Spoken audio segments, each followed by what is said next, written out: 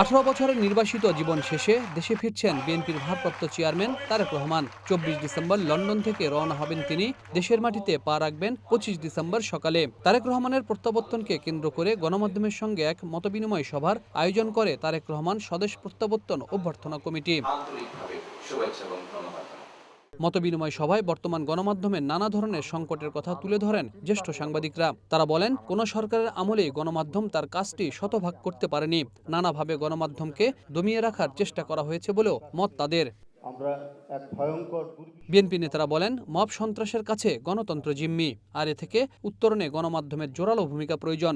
গণমাধ্যমে হামলার জন্য অন্তর্বর্তী সরকারের দুর্বলতাকে দায়ী করেছে বিএনপি। এডহেশন বলি বা কোহেশন বলি, যা কিছুই বলি, সেটা করার দায়িত্ব আমাদের চেয়ে আপনাদের বেশি।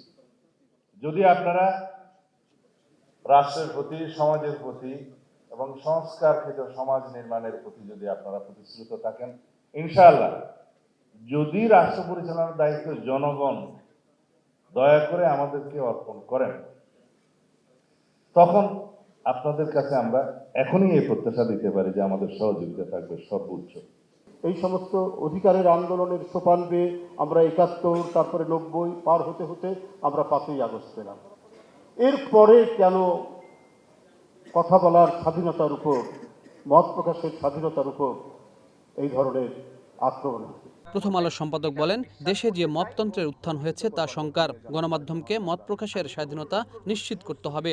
ডেইলি স্টারের সম্পাদক মাহফুজ আনাম বলেন, বাংলাদেশ ধ্বংসের মুখে দাঁড়িয়ে আছে।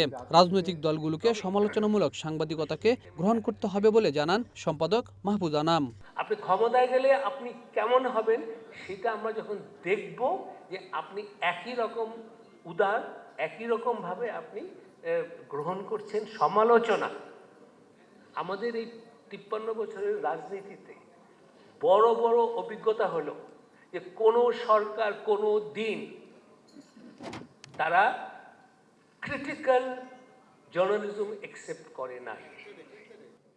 যে শক্তি উত্থান ঘটেছে, যে শক্তি প্রকাশ্যে যে ধরনের বক্তব্য তারা দিচ্ছেন, যে ধরনের কার্যক্রম তারা করছেন এবং যে ধরনের কর্মকাণ্ড হয়েছে, যেভাবে সারা দেশে একটা মপতন্ত্র তৈরি হয়েছে, যুক্তি তর্কের বাইরে গিয়ে এবং কোনো রকম চিন্তা চেতনার বাইরে গিয়ে, এবং বাংলাদেশের যে ভিত্তিমূল যার পক্ষে বিএনপি শক্তিশালী অবস্থান নিয়েছে, 71-এর মুক্তিযুদ্ধ এবং স্বাধীনতা এবং গণতন্ত্র এবং নির্বাচনের মধ্য দিয়ে ক্ষমতার পরিবর্তন, এটাই একমাত্র সমাধান সকল অনৈক্য, বিভেদ, বৃহৎ সংঘর্ষ থেকে বেরোয় আসা।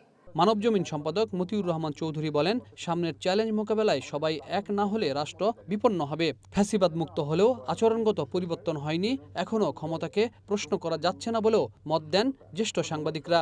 চারদিকে কিন্তু আমি খবরাখবর যা দেখছি, ডেইলি স্টার, প্রথম আলোর উপরে হামলা হলো, এরপরে কি হবে কেউ জানে না।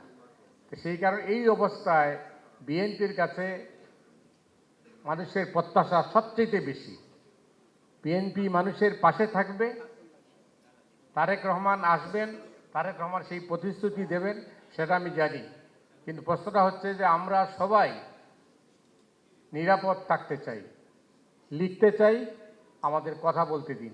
নেতৃবৃন্দ এখানে আছেন, সেদিন প্রথম আলো ডেইলি স্টার ভবনে আগুন দেওয়ার পরে অনেক প্রতিবাদ বিক্ষোভ হয়েছে, আবার অনেকে উচ্ছ্বাস প্রকাশ করেছেন। ফেসবুকে আমি দেখলাম একটা কমেন্টস আসলো, বিএনপি কোথায়, বিএনপি এখন কি ভূমিকা রাখছে। হয়তো বলবেন যে আমরা তো পাওয়ারে নাই, পাওয়ারে না থাকলেও কি কোনো ভূমিকা রাখার সুযোগ নেই? বিএনপি কি এটার বিরুদ্ধে দাঁড়াতে পেরেছে? বিএনপির কর্মীরা কি এটা নিয়ে অনেক কথা বলেছে? আমরা কি অল্প কিছু মব সন্ত্রাসীর কাছে জিম্মি হয়ে যাব গোটা দেশ? বিএনপি ক্ষমতায় আসা পর্যন্ত কিংবা অন্যকেই ক্ষমতা আসা পর্যন্ত কি আমাদেরকে এই পরিস্থিতি মোকাবেলা করতে হবে? উগ্র সহিংসতা এখন সমস্ত কিছুকে অন্ধকারাচ্ছন্ন করে তুলেছে। সেখানে যদি আমরা ঐক্যবদ্ধ না থাকি এবং আমরা যদি রাজনৈতিক দলের কাছ থেকে সেরকম অঙ্গীকারটা, প্রত্যাশাটা না পাই, তাদের কথা এবং কাজের মধ্যে মিলটা না পাই, তাহলে কিন্তু আমরা আমাদের প্রত্যাশিত জুলাই চেতনার যেই নতুন বাংলাদেশ বিনির্মাণের যে স্বপ্ন এবং আকাঙ্ক্ষা, সেগুলি ধূলিসাৎ হবে। আমরা যে প্রমিসগুলোর কথা শুনছি আমাদের রাজনৈতিক নেতৃবৃন্দের কাছ থেকে, আগামী দিনের ভবিষ্যতের জন্য তারা যে পথ নির্দেশ আমাদেরকে করছেন, আমরা সেটা শুধু প্রমিসের মধ্যেই সীমাবদ্ধ থাকুক সেটা চাই না। আমরা কনসিস্টেন্সি চাই, আমরা অ্যাকশন চাই, আমরা ইমপ্লিমেন্টেশন চাই। পত্রিকা মালিকদের সংগঠন নবের সভাপতি একে আজাদ বলেন, গঠনমূলক সমালোচনা করার সুযোগ দিতে হবে। সামনের নির্বাচন যদি দেশি এবং বিদেশিদের কাছে গ্রহণযোগ্য না হয় তাহলে মহাবিপদে পড়তে হবে। সুষ্ঠু নির্বাচন এবং নির্বাচিত সরকার। সুষ্ঠু নির্বাচন হওয়ার আগে কিন্তু অনেক চ্যালেঞ্জ আমাদের সামনে আমরা ফেস করেছি। আর যদি এই নির্বাচনটা যদি আমাদের দেশীয় এবং আন্তর্জাতিকভাবে গ্রহণযোগ্যতা না পায় তাহলে সামনে আমাদের মহাবিপদ। অনেক বিদেশিরা, যারা আমরা বিদেশের সাথে ব্যবসা করি, তারা কিন্তু খুব উদ্গ্রীবভাবে তাকিয়ে আছে আমাদের নির্বাচনের দিকে। নির্বাচনটা কতখানি সুষ্ঠু হয়, গ্রহণযোগ্যতা হয়। তারেক রহমান আমি প্রশংসা করি এই কারণে যে তিনি একটি দিকে দৃষ্টান্ত স্থাপন করেছিলেন, যে প্রথমে একটি কার্টুন শেয়ার করেছিলেন, নিজের ছবি নিয়ে কার্টুন যেটা হয়েছিল, সেই কার্টুন সরকার পতনের পর, স্বৈরাচারের পতনের পর ওই কার্টুনটা তিনি শেয়ার করেছেন। ভবিষ্যতে যাতে আরও কার্টুন হয় এবং সেই কার্টুন হওয়ার কৌতুক করার সুযোগটা থাকে, যাতে থাকে, আপনাদের মাঠ পর্যায়ের সমর্থকরা কিংবা মধ্যম সারির নিম্ন সারির নেতারা যেন তেড়ে না আসেন। যে আমরা সংস্কার কমিশন থেকে যে প্রতিবেদন দিয়েছি সেখানে আমরা আশাবাদ প্রকাশ করেছি যে বিএনপি তার 31 দফার মধ্যে বলেছে যে সংবাদ মাধ্যমের স্বাধীনতা নিশ্চিত করার জন্যে যা যা করা প্রয়োজন তারা তা করবে। আমরা আশা করব এই কমিশনের সুপারিশ বাস্তবায়নে আপনারা উদ্যোগ নেবেন এবং সেটা বাস্তবায়নের চেষ্টা করবেন। মব সৃষ্টি করে গণমাধ্যমে হামলা সহ নানা বিষয়ে মন্তব্য করে জ্যেষ্ঠ সাংবাদিকরা বলেন, এখন সতর্ক না হলে ভবিষ্যতে আরও আতঙ্কজনক পরিস্থিতিতে পড়তে হতে পারে। সাংবাদিকতা করতে গিয়ে অনেক হাবিব রহমান, ওয়ান নিউজ, ঢাকা।